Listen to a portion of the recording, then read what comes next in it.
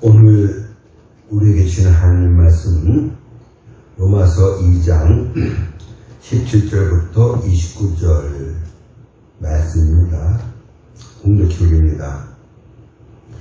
유대인이라 불리는 내가 율법을 의지하며 하나님을 자랑하며 율법의 교훈을 받아 하나님의 뜻을 알고 지극히 선한 것을 분간하며 맹인의 길을 인도하는 자요 어둠에 있는 자의 빛이요 율법에 있는 지식과 진리의 모본을 가진 자로서 어리석은 자의 교사요 어린 아이의 선생이라고 스스로 믿으니 그러면 다른 사람을 가르치는 내가 네 자신은 가르치지 아니하느냐 도둑질하지 말라 선포하는 내가 도둑질하느냐 간음하지 말라 말하는 내가 간음하느냐 우상을 가증히 여기는 내가 신전 물건을 도둑질하느냐 율법을 자랑하는 내가 율법을 범함으로 하나님을 욕되게 하느냐 기록된 바와 같이 하나님의 이름이 너희 때문에 이방인 중에서 모독을 받는도다. 내가 율법을 행하면 할례가 유익하나 만일 율법을 범하면 내 할례는 무할례가 되느니라. 그런즉 무할례자가 율법의 규례를 지키면 그 무할례를 할례와 같이 여길 것이 아니냐. 또한 본래 무할례자가 율법을 온전히 지키면 율법 주문과 할례를 가지고 율법을 범하는 너를 정죄하지 아니하겠느냐. 무릇 표면적 유대인이 아니요 표면적 육신의 할례가 아니니라. 오직 이면적 유대인이 유대인이며 할례는 마음에 할지니 영에 있고 율법 주문에 있지 아니한 것이라. 그 칭찬이 사람에게서가 아니요 다만 하나님에게서니라. 아멘. 기도하시겠습니다. 우리 예배를 아버지께서 기뻐 받아주시면 믿습니다. 이 시간 주시는 말씀은 우리들에게 은혜가 되게 하옵소서. 하나님 말씀을 듣기만 하여 자신을 속이는 자들이 되지 아니하게 하시고 하나님 말씀 행하여 복받는 우리 모두가 다 되게 주시옵소서. 예수님 이름으로 기도드리옵나이다. 아멘. 어떤 사람이 어느 날부터 교회를 다니기 시작했습니다.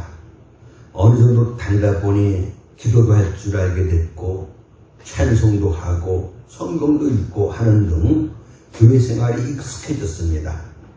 그러다 이 사람은 어느 날 나도 그리스도인이 되었다라는 생각을 합니다. 그러나 이것이 착각일 수 있습니다. 겉은 신앙생활에 익숙해져 있으나 속은 아닐 수도 있습니다. 그렇다면 이 사람은 그리스도인의 신앙생활을 모방할 뿐이지 참된 그리스도인은 아닐 겁니다. 그 누구도 영적으로 거듭나서 참된 그리스도인이 되지 않았다면 이 사람은 그리스도인을 흉내내는 사람에 불과할 것입니다. 오늘 본문에서 바울은 누가 참된 유대인이냐라는 문제를 제기합니다. 그리고 28절 29절에서 그 결론을 내립니다. 무릇 표면적 유대인이 아니요 오직 이면적 유대인이 유대인이다.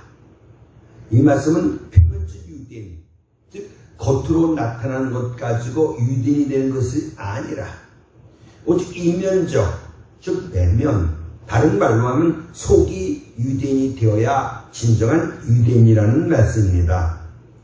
표면적 유대인은 첫 번째 종교적 특권에만 관심을 가지지 그 책임을 이행하는 데는 무관심합니다. 바울은 본문 10절 통해서 유대인들의 우월의식, 유대인들의 선민의식, 유대인들의 특권의식을 비판합니다. 실제적으로 세계 여러 민족 가운데 유대민족만큼 자만심이 강한 민족은 없을 겁니다. 유대인이라는 말의 의미는 하나님이 택한 백성으로서 하나님을 찬양하는 사람들이라는 뜻의 말입니다. 하나님께서 부르시고 택하사 하나님을 찬양하는 백성으로 삼으셨다. 이 얼마나 귀한 특권입니까? 보통 사람들이 가질 수 없는 아주 귀한 은혜이자 특권입니다. 그러니 유대인들은 자연스럽게 우월감을 가질 수밖에 없었습니다. 그리고 유대인들에게는 율법이 있었습니다. 이 율법은 모세가 하나님께로부터 받아 전해준 것으로서 하나님 백성은 이렇게 살아야 된다는 생활 규범입니다. 그런데 이스라엘 백성은 이 말씀대로 사는 데는 관심이 없고 우리는 하나님께로부터 율법을 받은 백성이라는 것에 대한 대단한 특권의식을 가지고 있었습니다. 봐라, 우리에게 하나님께서 율법을 주셨다. 그러니 우리가 얼마나 대단한 민족이냐는 것이지요. 유대인들은 자녀를 낳으면 어려서부터 십계명을 철저히 가르칩니다. 이는 어른이 되어 계명을 범하는 일이 없게 하기 위함이었습니다. 이처럼 이들은 율법을 외우면서 자랐기 때문에 여기 18절 말씀과 같이 하나님이 무엇을 원하시는가를 분명히 알고 있었습니다. 그래서 유대인들은 율법을 지은 하나님 앞에 이렇게 감사를 합니다. 하나님, 나를 유대인으로 태어나게 하신 것 감사드립니다. 또 우리에게 율법을 주셔서 하나님의 뜻이 무엇인지 알게 해주셔서 감사합니다. 그래서 저 죄 많은 이방인들과 다르게 하여 주시니 감사합니다. 이것은 마치 우리가 이렇게 기도하는 것과 같습니다. 하나님, 나를 선택하시고 불러주셔서 나로 하여금 예수를 구주로 믿어 하나님의 자녀가 되게 해주시니 감사합니다. 또 성경 말씀을 주셔서 하나님의 선하신 뜻이 무엇인지 알게 해주셔서 감사합니다. 그래서 하나님 없이 살아가는 사람들, 예수님 모르고 사는 사람들, 그리고 성경 없이 살아가는 사람들과 본질적으로 다른 사람 되게 해주시니 진심으로 감사합니다. 물론 우리는 이렇게 감사해야 합니다. 이런 은혜를 받고도 감사를 하지 못하는 사람이라면 그는 불신자의 수준에 있는 사람입니다. 그러나 만일 내가 하나님이 베풀어 주신 은혜에 대하여 말로만 감사하는 수준에 머물러 있다면 나도 표면적 유대인들과 별로 다를 것이 없는 사람일 겁니다. 누가복음 18장 9절 이하에 보면 바리새인과 세리의 이야기가 나옵니다. 바리새인은 자기가 의롭다고 믿고 다른 사람들을 멸시하는 사람이라고 주께서 말씀하셨습니다. 바리새인이 기도하시지요. 바리새인은 따로 서서 이렇게 기도합니다. 하나님이여, 나는 다른 사람들 곧 토색, 거리, 간음을 하는 자들과 같이 아니하고 이 세리와도 같지 아니함을 감사하나이다. 바리새인은 따로 서서 기도했습니다. 왜 그랬습니까?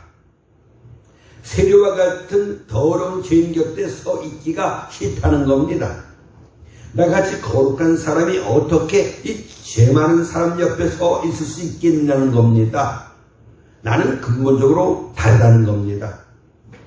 여기서 우리는 자신에게 중요한 질문을 해야 합니다. 하나님께서 나를 선택하사 예수를 구주로 믿게 하신 이유, 나를 원하사 하나님의 자녀가 되게 하신 이유가 무엇입니까? 그저 예수 믿고 천국 가라고요? 하나님께서 우리에게 기대하는 것이 있지 않겠습니까? 하나님 우리에게 어떤 삶을 살기를 바라십니까? 기도만 하면 됩니까?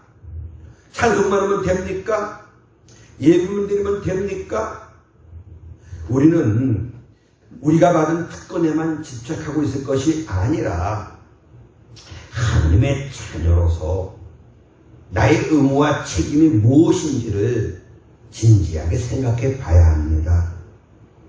혹시 우리는 본문의 이 표면적 유대인들과 같이 내가 받은 종교적인 특권에만 집착하고 그 특권에 따른 의무와 책임에 무관심한 사람은 아닙니까?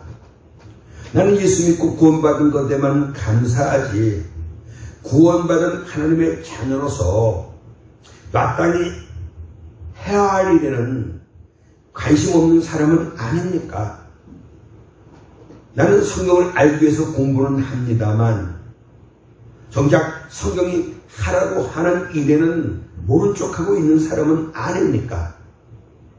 이제 그리스도로서의 의무와 책임을 다하는 참된 그리스도인 되시기를 바랍니다. 이것이 하나님께로부터 특권받은 사람의 도리요, 동시에 이 특권을 주신 하나님의 은혜에 보답하는 길입니다. 이런 깨달음의 은혜가 있어지길 주의 이름으로 축원합니다. 두 번째, 표면적 유대인은 남을 가르치는 일에는 열중하지만 자신을 가르치는 데는 소홀합니다. 본문 19절 20절입니다. 맹인의 길을 인도하는 자요, 어둠에 있는 자의 빛이요, 어리석은 자의 교사요, 어린아이의 선생이라고 스스로 믿으니. 여기서 맹인, 어둠에 있는 자, 어리석은 자, 어린아이는 동일한 의미를 갖고 있습니다. 이것은 다 이방인들을 가리키는 말입니다. 유대인들은 이방인들을 맹인, 어둠에 있는 자, 어리석은 자, 어린아이라고 여겼습니다. 이 말 속에는 이방인들을 아주 우습게 여기며 깔보는 뜻이 들어있습니다. 그리고 자기들은 그러한 이방인들을 가르치는 선생이라고 자처하고 있었습니다. 물론 유대인들이 이방인을 가르쳐야 한다고 생각하는 것에는 문제가 없습니다. 율법을 받은 민족으로서 당연히 가질 수 있는 생각입니다. 그러나 문제는 그들은 자기 자신은 가르치려고 하지 않았습니다. 20절 보십시오. 그러면 다른 사람을 가르치는 내가 내 자신을 가르치지 아니하느냐? 이렇게 책망합니다. 유대인들은 자기 자신을 가르치지 않았습니다. 다른 사람을 가르치고 다른 사람들의 잘못을 지적하고 이렇게 해야 된다고 주장하면서 자기 자신은 그 죄 가운데 그대로 머물러 있었습니다. 22절 말씀과 같이 도둑질하지 말라고 하면서 자신들은 도둑질을 합니다. 간음하지 말라고 하면서 간음을 저지릅니다. 우상을 가증히 여긴다고 하면서 우상 숭배를 합니다. 그 결과 어떻게 됩니까? 이 사람들 이스라엘입니다. 내가 율법을 범함으로 하나님을 욕되게 하느냐? 기록된 바와 같이 하나님의 이름이 너희 때문에 이방인 중에서 모독을 받는도다. 그러니까 유대인들의 위선적이고 외적인 그 행동을 보고 욕을 안 할 사람이 어디 있겠습니까? 나가 유대인들이 이 욕을 먹는 것은 곧 하나님이 욕을 먹게 하는 것과 같습니다. 왜 그렇습니까? 생각해 보십시오. 오늘 우리가 잘못하면 우리 부모님이 욕을 먹게 되는 욕을 먹게 되지 않습니까? 같은 이치입니다. 성도 여러분, 우리는 유대인들의 죄를 보면서 어떤 생각을 하게 됩니까? 그들의 죄가 나와는 아무 상관이 없는 겁니까? 아닙니다. 유대인들이 섬기는 하나님을 우리도 섬깁니다. 유대인들이 배우는 율법을 우리도 배웁니다. 그러므로 오늘 바울이 유대인들을 향해 하는 이 비판이 나에게 하는 비판임을 깨닫길 바랍니다. 내가 성경 통해서 배운 것들을 나에게 적용하며 실천하지 않는다면 나로 인해 하나님은 욕을 먹게 됩니다. 그리스도인이 된 것을 사람들 앞에서 자랑하며 그들에게 하나님을 믿으라고 권면하면서 내가 그리스도인답지 않는 그런 형편없는 삶을 산다면 그들은 우리를 보고 비웃을 겁니다. 다른 사람들은, 교회 다니는 사람들은 무엇인가 다를 것을 기대합니다. 그런데 우리가 그들과 별반 다를 것이 없다면 우리는 표면적인 신앙인입니다. 이렇게 되면 우리로 인해 하나님의 이름이 세상 사람들 중에서 모독을 받게 될 겁니다. 구원받은 우리는 불신자들에게 착한 믿음의 행실을 보여 그들로 하여금 우리가 믿는 하나님께 영광을 돌릴 수 있도록 해야 합니다. 이 은혜가 있어지길 주의 이름으로 축원합니다. 세 번째, 표면적 유대인은 신앙의 상징에는 애착을 가지고 있지만 그 신앙의 내용에는 관심이 없습니다. 유대인들이 나는 하나님의 백성이다. 이것을 나타내는 상징이 무엇인지 아십니까? 할례입니다. 이 할례는 남자 성기 끝부분의 표피를 제거하는 겁니다. 이 할례는 나는 이제 하나님의 백성이 되었다는 표식입니다. 그래서 유대인들은 할례를 굉장히 자랑스럽게 여겼습니다. 유대인들이 이방인을 욕할 때 어떻게 욕하는지 아십니까? 할례도 받지 못한 놈입니다. 유대인들은 이 할례를 너무 귀하게 여긴 나머지 잘못된 착각에 빠지게 됩니다. 할례만 받으면 자동적으로 구원을 받는다고 오해를 합니다. 즉, 이 할례를 구원의 수단으로 착각한 겁니다. 할례는 말씀드린 대로 유대인들이 하나님의 백성이 되었다는 것을 나타내기 위한 외적인 상징입니다. 그러나 아무리 외적으로 할례를 받았다고 할지라도 그 속, 즉 마음이 할례를 받지 못했다면 그는 진정 하나님의 백성은 아닙니다. 할례를 받았으나 할례를 받았느냐 안 받았느냐 하는 거 중요하지 않습니다. 중요한 건 할례를 받은 사람이 그 상징에 부합하는 삶을 살고 있느냐 하는 겁니다. 하나님의 백성은 반드시 하나님 백성다운 삶을 살아야 합니다. 마찬가지입니다. 성도는 성도로서 삶을 살아야 합니다.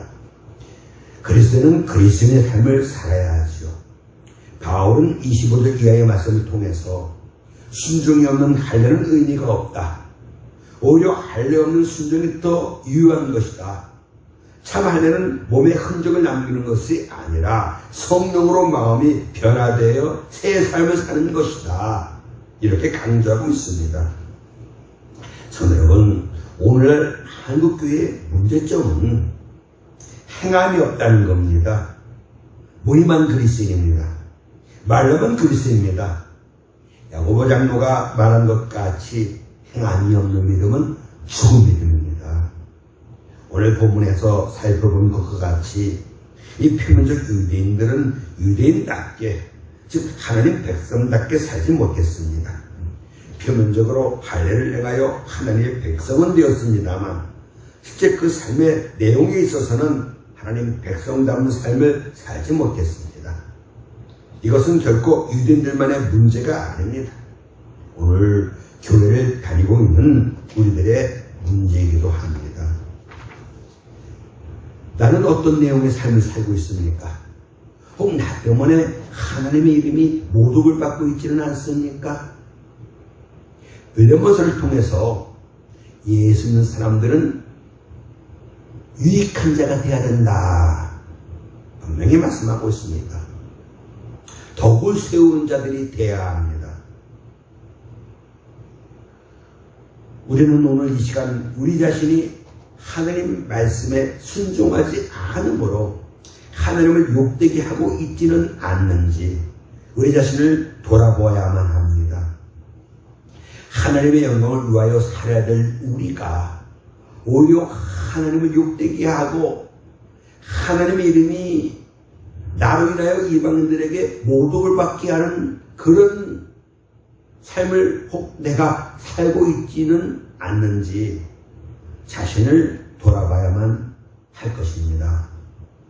우리 자신의 위선적이고 불의한 삶 때문에 불신자들에게 손가락질을 당한다면 나 때문에 하나님의 영광은 가려질 것이고 나 때문에 하나님의 이름이 불신자들에게 모독을 받게 된다는 사실을 알아야 합니다. 하나님 하늘의 영광을 위하여 우리를 창조하셨습니다.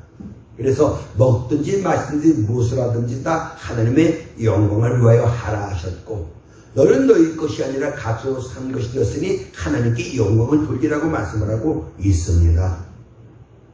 성도 여러분, 오늘 본문의 말씀 혹 내게 하시는 하나님의 말씀은 아닌가 깊이 생각해 보시기 바랍니다. 자신을 돌아보라고 말씀을 합니다. 그럼 나의 삶이 하나님의 자녀로서 복음에 합당한 삶인가를 우리가 돌아봐야 할 줄로 믿습니다. 혹 하느님 앞에 책망받을 것이 있다면 정말 우리의 부족함과 잘못됨을 주 앞에 회개하고 하나님의 은혜를 구해야 할 줄로 믿습니다. 이제 정말 착하고 의롭고 진실한 그리스도인이 되게 해주시옵소서. 빛과 소금의 역할을 잘 감당할 수 있게 해주시옵소서. 지금 모든 사람들에게 칭찬받는 우리 모두가 다 되게 해주시옵소서. 간절히 기도해야 할 줄로 믿습니다.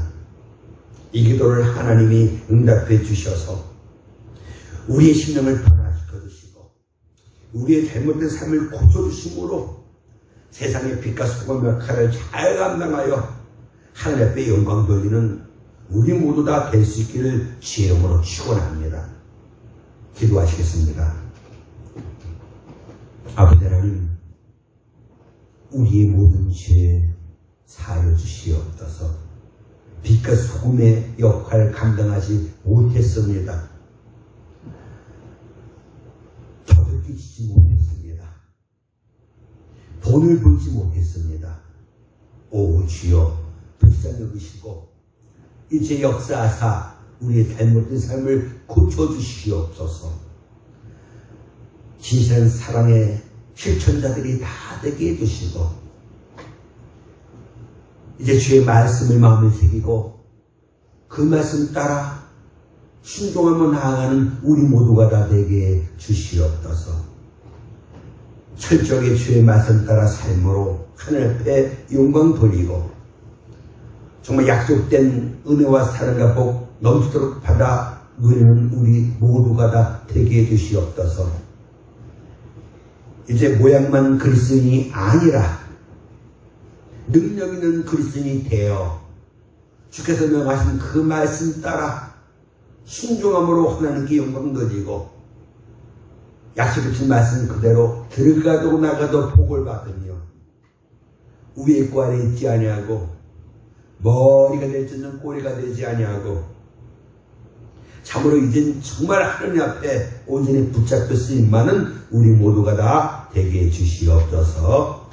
이제는 우리 주 예수 그리스도의 큰 은혜와 우리 아버지 하나님의 크신 사랑과 성령님의 감동과 도우심에 충만한 은혜의 역사가 잘못된 우리의 삶을 회개하고 이제 주의 은혜로 세상에 나가 빛과 소금의 역할을 감당하니라 다짐하고 나가는 우리 모두 위에 영원토록 함께 하시기를 간절히 축원하옵나이다.